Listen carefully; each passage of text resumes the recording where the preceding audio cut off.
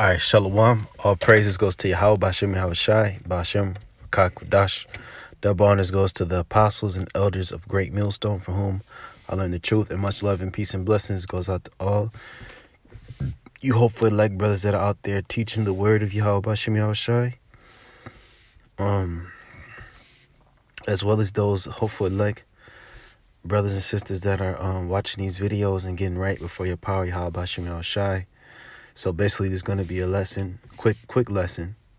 I'm entitled this pretty much a super clone to hit the Elamites, right? Because this is just based upon an article I skimmed over. I didn't read all of it, so I'm going to get into it.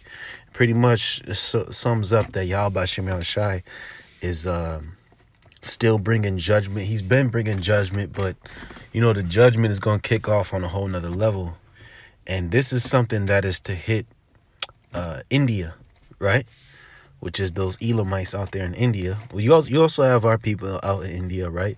I wouldn't be surprised if there's a lot, because you got Moabites in India and different nations, but it's mostly Elam. But I wouldn't be surprised if like 30% of all them people out there in India are Israelites. 30% or even more, So Yahawah Shemi Shai brings these judgments across the planet to judge the heathen as well as his own people, because his own people, which is the Israelites, which are the blacks, Hispanics, and Native Americans, as well as Israelites that's been scattered across the four winds, is because they don't keep his commandments. So on one end, he judged the heathens for oppressing his people. On the other hand, he judges his own people for not obeying him, okay? So this is why you hear about stuff like this, and we're pretty much ramping up to the final ultimate judgment of the heathen in the 2/3, and then as well as the deliverance of the Most High's obedient, righteous people who listen to him, which is going to culminate in Jacob's trouble, right? Because that's going to be when 2/3 of all Israelites are going to be put to death. So basically, Jake and people on the earth are going to be dying by the millions in that day and age, and that's soon approaching. Okay, very soon.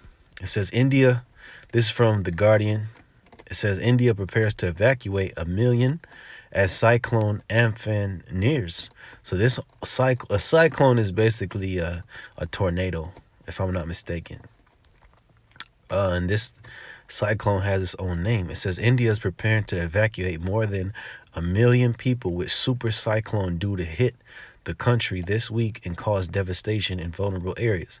The Indian states of West Bengal and Odisha as well as coastal areas of Bangladesh have been put on high alert over Cyclone Amphan, which is gathering strength as it moves across the Bay of Bengal and is due to make landfall on Wednesday. Heavy rains, storm surges, and high winds with speeds up to 115 miles per hour are expected to pummel the East Indian and Bangladesh coast, causing flooding and power outages and uprooting homes and crops. In Odisha, preparations have begun to evacuate 1.1 million people living in vulnerable and low-lying areas, while more than 550 cyclone shelters have been prepared and 7,000 concrete buildings identified to house evacuees. The Indian Meteorological Department advised fishermen not to venture into the South Bay of Bengal during the next 24 hours and North Bay of Bengal from 18th to 20th of May. So this is serious. You got these Elamites scrambling because they predict that this cyclone is going to have heavy death toll. So they're evacuating 1.1 million people. So, Lord knows how serious this will get, but in essence, this is just a sign of the Lord's judgment, because most people that are on the earth, they don't attribute these different natural disasters to, Yahawah Bashem Yahawashi. They just give it over to, that's Mother Nature or the heathen. They dedicate these disasters to their gods and stuff like that. But Yahawah Bashem Yahawashi, he's the only God that rules. And Yahawah Bashem Yahawashi brings these things for different reasons. And like I said, the main reason is to punish the heathen And then the other reason is to punish his people, you know. And as well, you may say that Yahawashi does these things to, give rainfall and change the terrain, but it's mostly for judgment. Because without the evil misdeeds of people, without wickedness and disobedience of the law, the Most High wouldn't have to bring super disasters and clones and storms and earthquakes and all these different things. These things happen because of wickedness. So I'm going to show you, right? Isaiah 29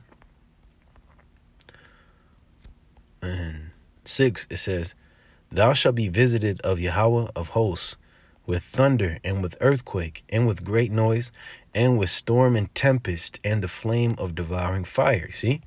So these different things is how Yahawashi visits the earth. And you had that flame of fire going on late 2018 and even into last year, 2019, in California with those California wildfires. That was heavily affecting California. You had different parts of Russia that was burning with wildfires. That flame of devouring fire is basically a wildfire. You got the storm and tempest, which is spoken of in the article I read. It's a super cyclone to hit India. Earthquakes happening throughout the earth. Earthquakes are actually at an all-time high amongst all parts of the earth. Earthquakes happen repeatedly, actually everywhere. So this is how Yahawashi visits people, man. And that word for visit is paquad. And paquad means a number to visit, to punish. Okay? Outline of biblical usage.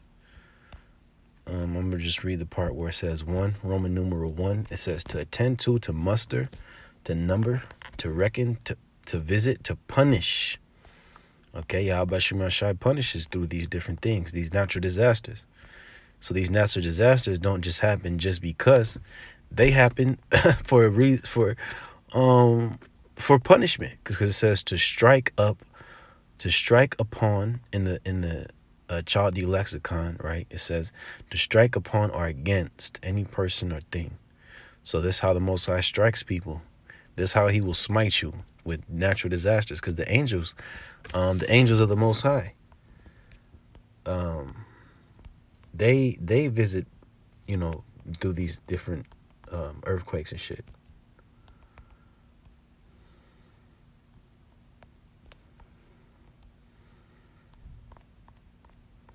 Because if you look up this precept,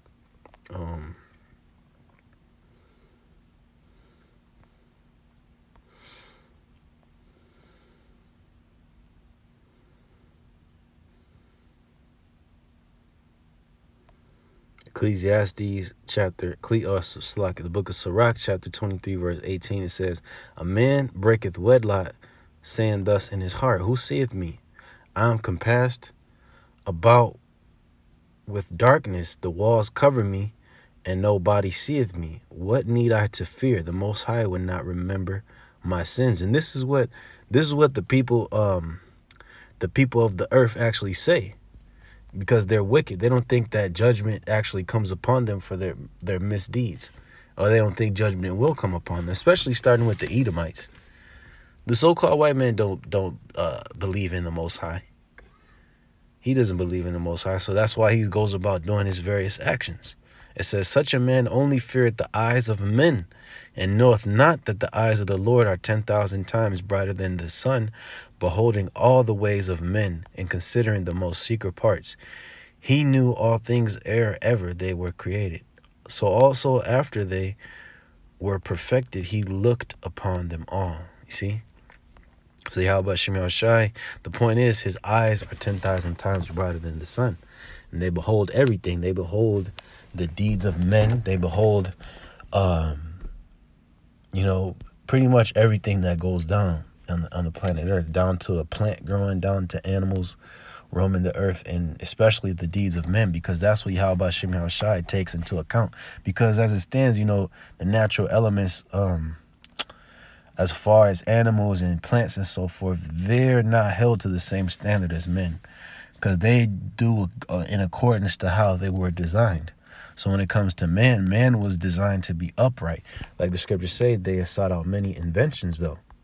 See, you don't have squirrels and rabbits sitting there coming up with ways to be wicked against how they were created. No, a squirrel knows he was made to chase the nuts and, gather nuts for the winter and hibernate during the winter. And wolves know that they seek their meat and hunt bison and deer and shit like that. But you see, it's man that goes against Yahawah's ways, because man was made to be upright. So this is the book of Ecclesiastes 7 verse 29. Lo, this only have I found, that God hath made man upright, but they have sought out many inventions. You see, so the man sets out many inventions because they seek out ways to outside of Yahawashi to please themselves, to satisfy their lust, and that's what leads to these judgments being poured out, like super cyclones and shit like that. Because when you check out these Elamites out there in India, you know what they're into? Idolatry. And first, before I explain more, I don't want to stray from the point. I want to look up the word for upright in that book, in the book of Ecclesiastes 7 and 29, right? If it'll ever come up, Hold on, let's do this. Let's see. 7 and 29. Yeah, something with the internet connection. But it says, man, upright. Yep, and it says Yashar. Because Yashar means to be upright. If you go into like the word Yasharwan or Yasharwan, basically means upright one. So it says straight, upright, correct, right, pleasing, correct, straightforward, upright, straight. Basically means to be straight,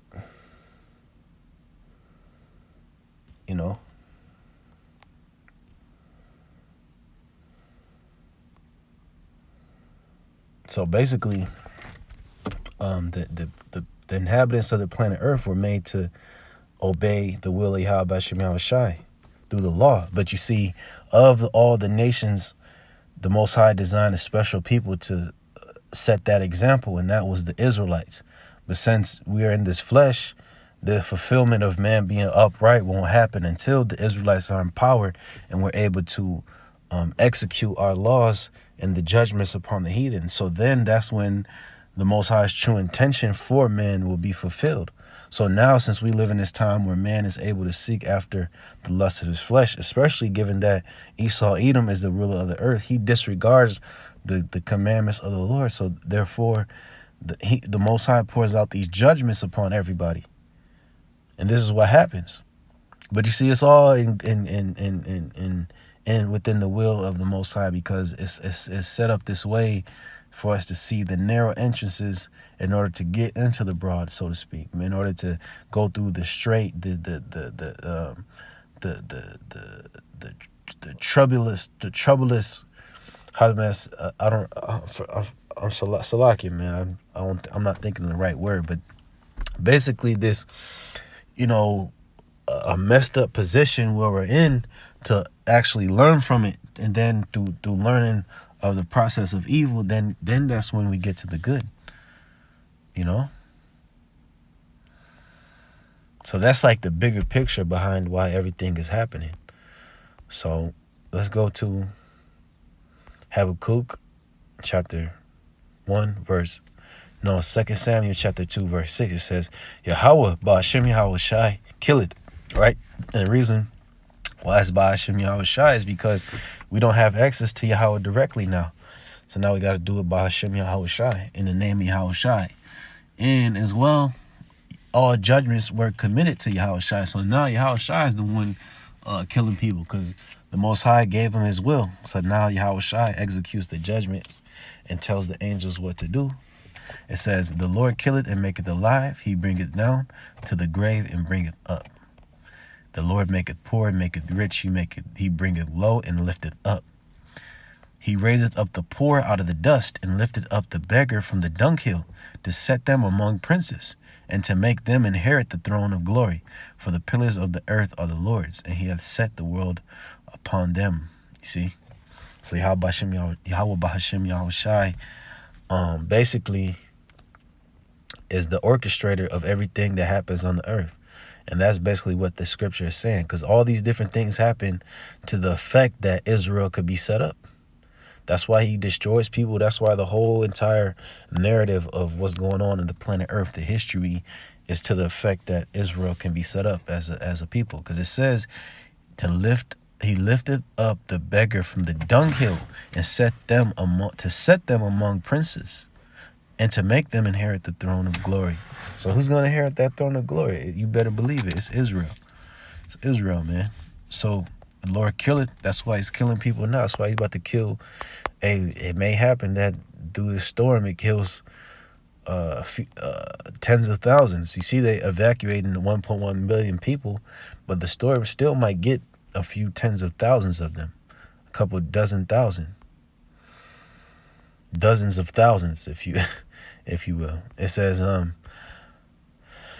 Habakkuk. This is the last precept I'll get. This is Habakkuk, or Habakkuk, some brothers say. 3 verse 12. It says, thou didst march through the land in indignation. Thou didst thresh the heathen in anger. Okay. It said that's what Yahawashi is actually performing on the earth right now. He's destroying these heathens. And you know, ultimately, the destruction of the heathen will be accomplished when Yahawashi actually returns to the earth and destroys the armies of the heathen. But as of now, he's threshing them in these different judgments that happen. Like, you got a lot of different clashes between world militaries going on right now. It's not full-blown World War III, but you got different clashes happening. You got the coronavirus making people drop dead. Okay, that's the Most High threshing the heathen. You have different natural disasters as well, which is like the focal point of this video. It says, thou wentest forth for the salvation of thy people, even for salvation with thine anointed. Thou woundest the head out of the house of the wicked by discovering the foundation unto the neck. Salah. So this is how Yahawashi is doing it. He's going forth for the salvation of his people. So the heathen must be threshed in order for Yahawashi to save his people. And the Most High actually bringing these great judgments upon the heathen is a sign that he's coming for the salvation of his elect. So it's something to be joyful for and, you know, hold on to. That these judgments that we see, the bigger picture is that Yahawashi has remembered us and he's coming forth for our salvation. So basically he's going to wound, in that part where it says, thou woundest the head out of the house of the wicked, meaning he's going to basically destroy the top elite bankers of this world. Because when you look at the elite bankers, right, people that control banks like J.P. Morgan and Chase Bank and the Rothschilds, the Rockefellers, those are the heads of the house of the wicked. So basically he's going to destroy them by exposing them. And as they're exposed, then they go into slavery right after the fact. Okay? So that's pretty much how it's going to happen. After the exposing come in, then they're going to basically have to react to it. Then Yahawashi is definitely going to save his people when they react by trying to come in with this new world order. You know? So I'm gonna close out with that. All praise goes to Yahawah, Bahasham, Bahasham, Inshallah.